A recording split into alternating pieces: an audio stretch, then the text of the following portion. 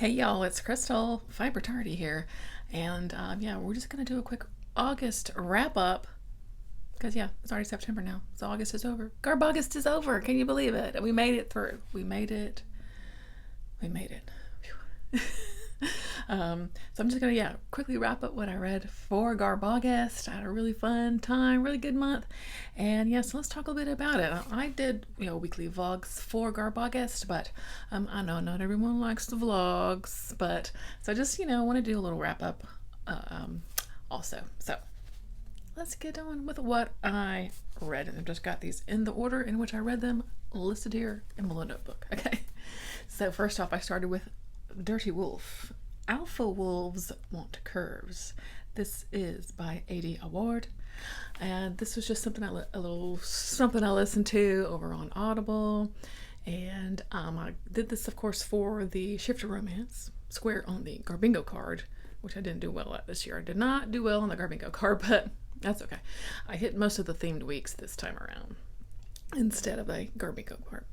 Anyway, this was just a cute little wolf shifter romance.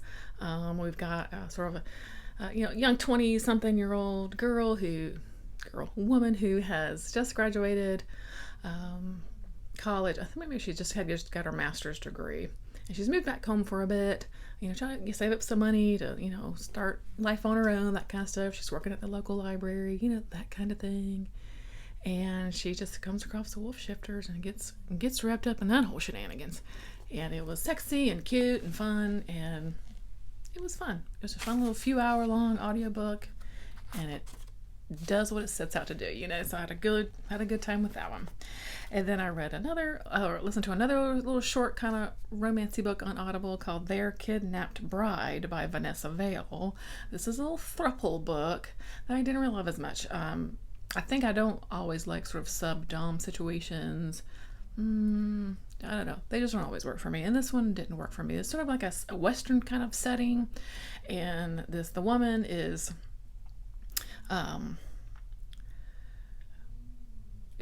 auctioned off essentially at the beginning of the book. And these two guys buy her and blah, blah. I don't know. It was okay. But then I also dug into Outrageous by Lori Foster. This is part of the Blaze line, and I had this one was a lot of fun. This was of course for the category romance prompt, and I had a really fun time with this one. It was an undercover cop. This guy is gone undercover at a strip club, of course, and she gets wrapped up in this because her brother had made some bad decisions and purchased a gun off the street, and it kind of backfired into his face, and it was the whole thing, right? But she's kind of like a rich girl from a affluent family and stuff, and so she's just trying to investigate this stuff on her own. And then because he's also kind of investigating the same bad guy, they kind of team up a little bit, and sexy times happen. It was just a lot of fun. It was just plain fun, and I had a really good time with it. So I got a few of the Blaze books on my shelf, so definitely looking forward to those. They're a little spicier as far as the spicy content, so it's just fun. You know what I mean? That's what you want when you go into books sometimes. Sometimes just a little bit of looks Okay, then it looks like I finished Alistair MacLean's Circus. This was, of course, for the Men's Adventure prompt, and this one was okay. It was so we got this guy who is recruited by, I think it was the CIA, because he's like the world's most amazing man. He works for this circus. He's like a trapeze artist, and they do these he and his brothers do like these wondrous death-defying feats. And he's also like a mentalist because he can do everything. And so he's recruited to kind of like break into this facility in this country, which is somewhere in like Eastern Europe, right? And because they are doing something with, I forget now, to make some sort of weapon. And he's like from this company, from this country, so he has like ties. It's the whole thing. And so it's just like them recruiting him, and then like making their way, and then taking care of the the heist, right, or sort of, so to speak, right. It was okay. The parts I liked were definitely the adventure part of it. Like guys with guns, and all that was fun. I like the setup of recruiting this guy, and the whole thing. There was a lot more of the build up to the actual like heist at the end. I really would have liked more time there. I felt like it was a little bit rushed, but it was still like it was still fun. It felt like a very like 70s like Charles Bronson movie. The one female character here though was abysmal, and she was just a throwaway character. She didn't even need to be there. She was supposedly the CIA agent also, but she was totally useless and was only meant to be there as some sort of like conflict slash love partner to the most interesting guy on a tightrope. So that part I didn't really like, but I don't know. It's a book written in 1975, so sometimes you just kind of know what you're gonna get. But for what it was fun. It was a fun little time. You know what I mean? Okay, then I did finish up Fear by Ronald Kelly. We're getting into the next week where it was like Paperbacks from Hell and Vintage Smut. That was week 2. So yeah, read Fear by Ronald Kelly. Been wanting to read this one for a long time because I've heard nothing but amazing things. And yeah, people are right. This is really wonderful. This is just so well written and just wonderful characters. Yeah, so basically we're in this small town in the rural area of Tennessee, and we're following our main character is a young kid named Jeb Sweeney, who I just love. One of my new favorite characters is Jeb. He's just so wonderful.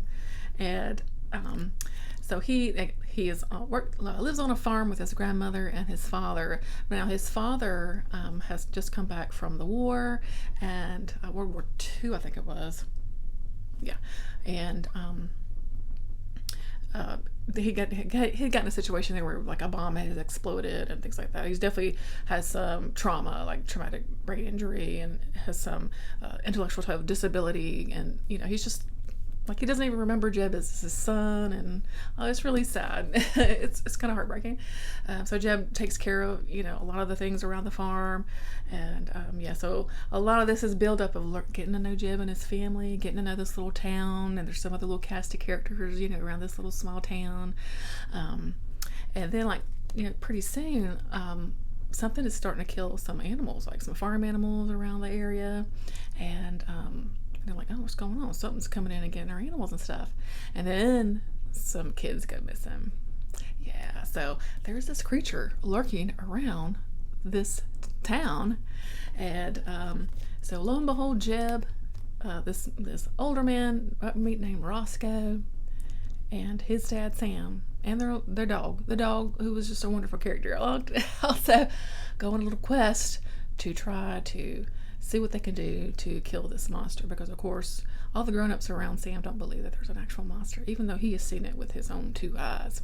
So they go over to the neighboring county, Fear County, which is known for being dark and a little scary, and not really a place you want to visit is Fear County, but that's where they got to go to figure out what's going on and figure out what they can do to slay the beast.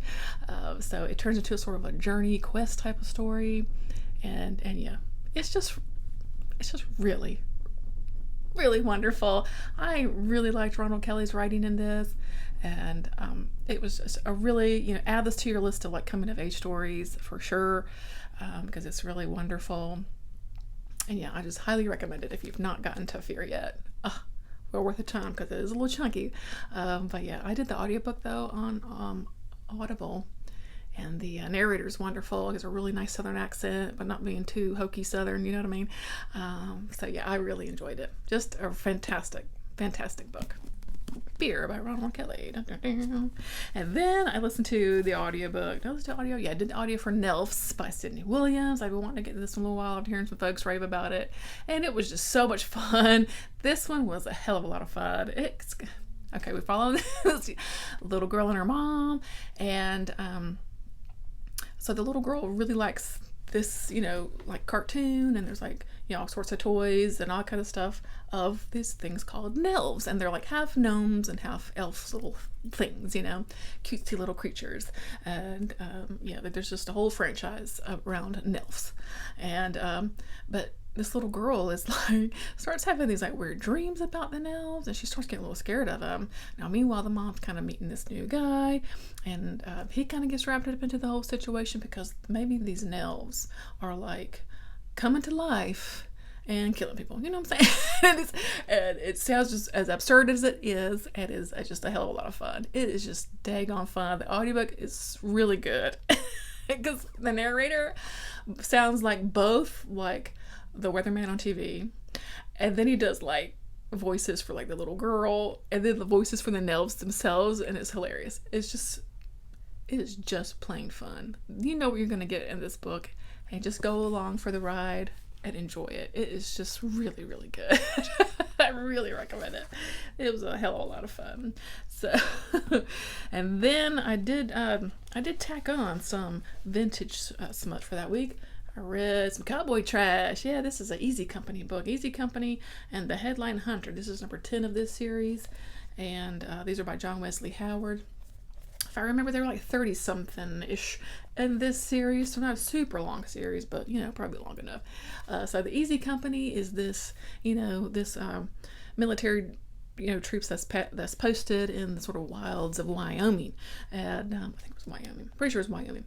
And they're kind of an outpost. And of course, there's like warring, with crazy, natives of the area, that kind of stuff. And so this one, there's the tagline being The Headline Hunter. There's this reporter that comes in from New York City.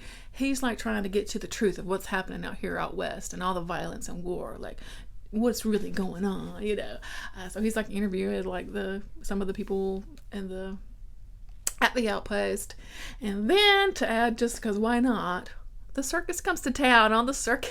Like a circus, this line of like stage coaches, and the circus comes to town, which a lot of the guys at the Easy Company are really excited about because there's a few really nice looking ladies in the circus. So, there's some really fun, like saucy, sex scenes in here that are just really, actually I thought were pretty well written, and pretty saucy.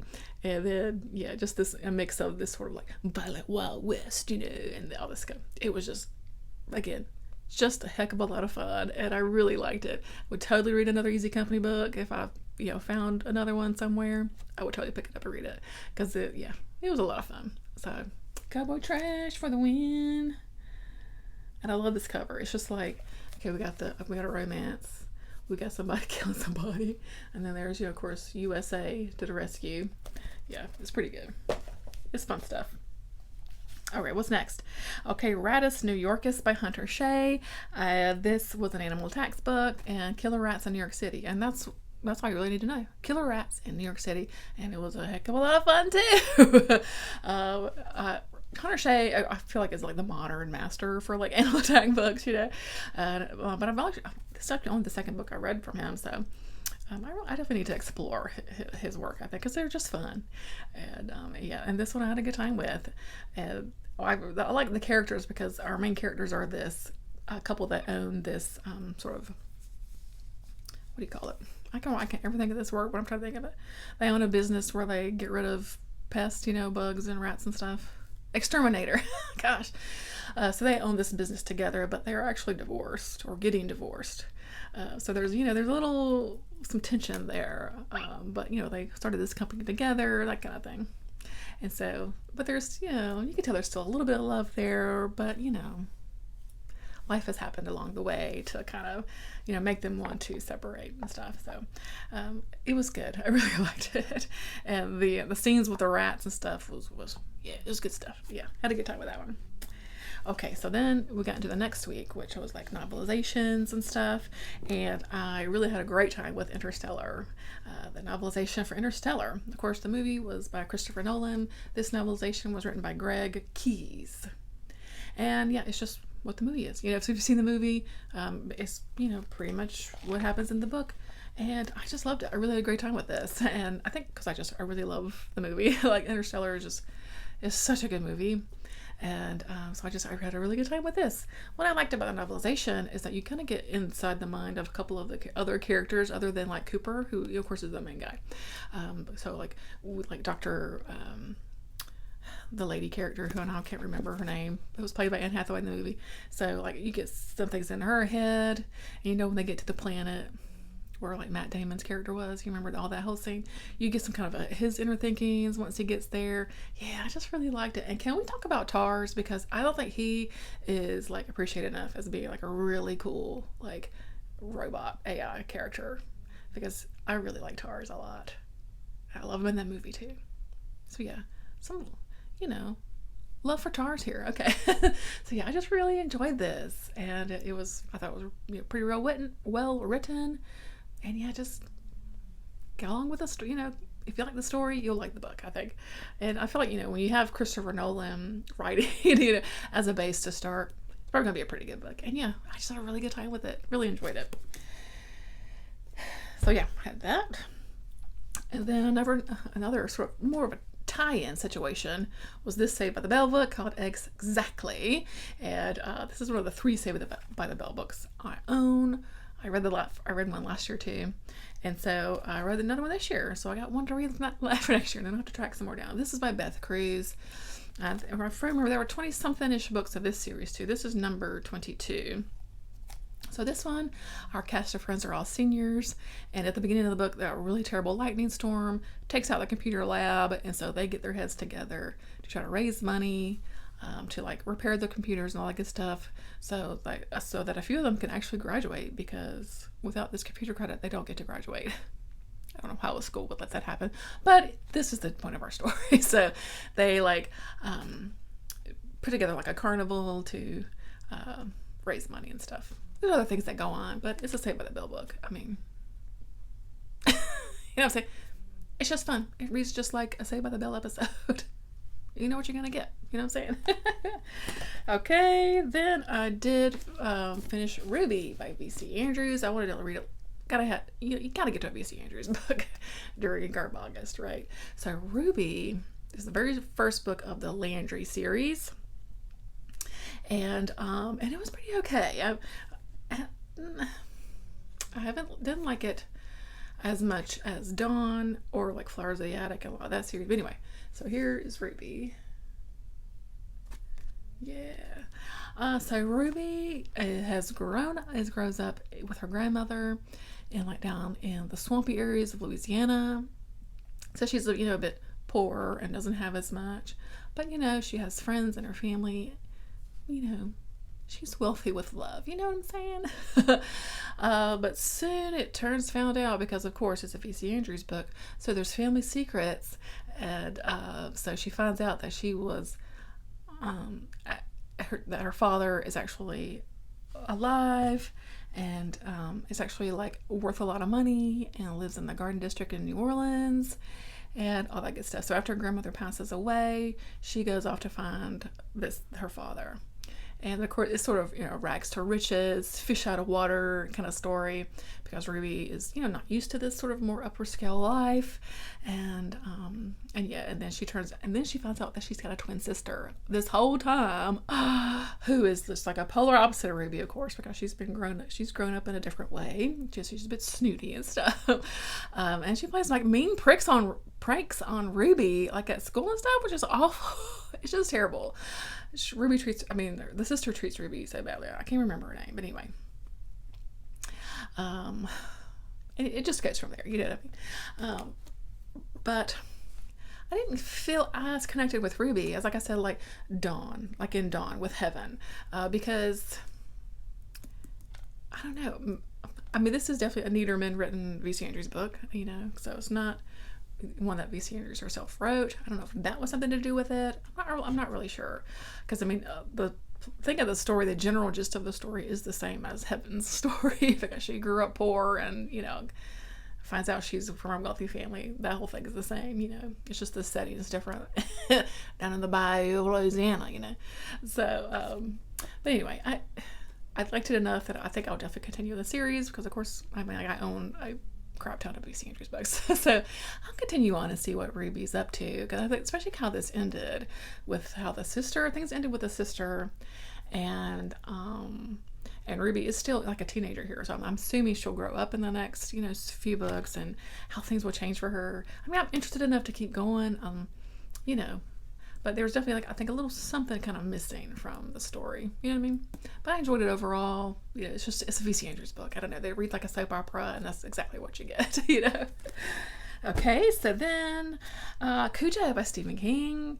I left that book downstairs. Okay, so Cujo, yeah, let's do the audio for this one too, yes. And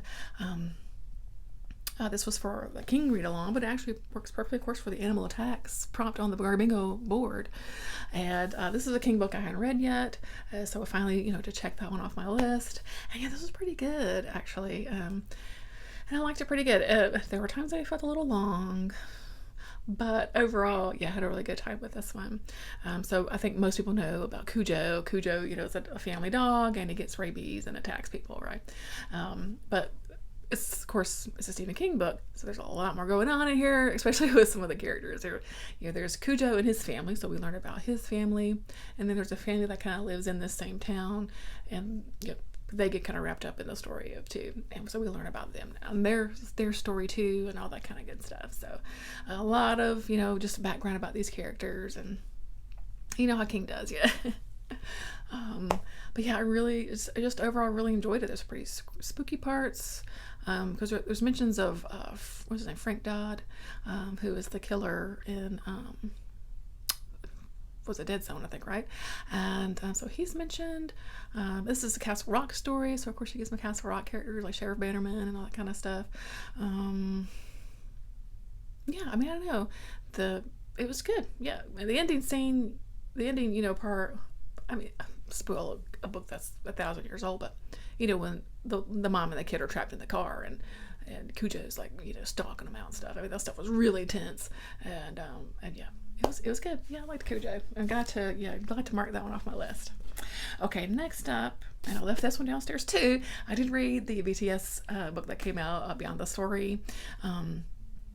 I actually did listen to audiobook for it, and yeah, I enjoyed it because I'm a BTS fan, so of course I enjoyed it. But what it does, it you know, is basically a document of the last 10 years of their career, because they celebrated 10 years this year, and so yeah, it starts out in the early days of their training days, them coming together, what it was like, you know, living, you know, on their own for the first time, because a lot of them were really young, you know, and so it just goes through that, like their first album, getting the first album together, their first, you know, like music show performance, working through the first music videos, that kind of stuff.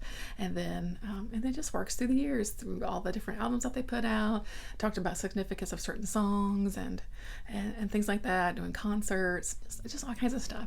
And basically it's set up like someone's telling a story. I think all the members were interviewed at some time. So interspersed, it'll be like snippets of like what they said during an interview, sort of like in response to what is sort of going on in the sort of narration part of the story, if that makes sense.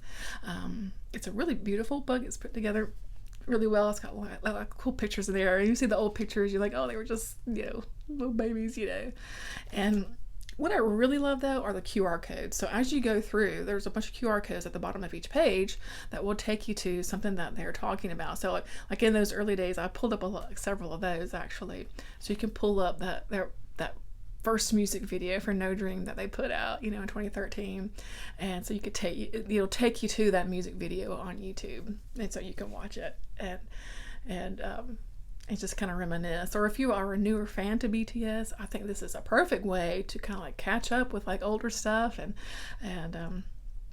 like, yeah, really kind of immerse yourself in the fandom and get to know all the things. And so that I think is really cool, actually. I like the QR codes being kind of dispersed throughout the story, and bringing you to like blog posts, like old blog posts I used to do, and just dance practice videos, just really fun stuff. So I really did enjoy that. I enjoyed it.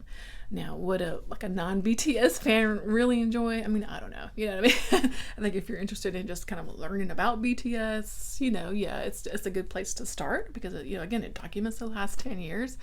And they do talk about some things that that were hard for them, and how things, especially in those early days, and stuff like that. So as a fan, I enjoyed it. Yeah, so we'll just say that. I did listen to another little short romance on Audible called A Thief in the Night by KJ Charles. It's another kind of short, cute one. It's a historical romance with a male romance going on, and it was cute. I don't know what to say about it. It was cute and fun, I'd say.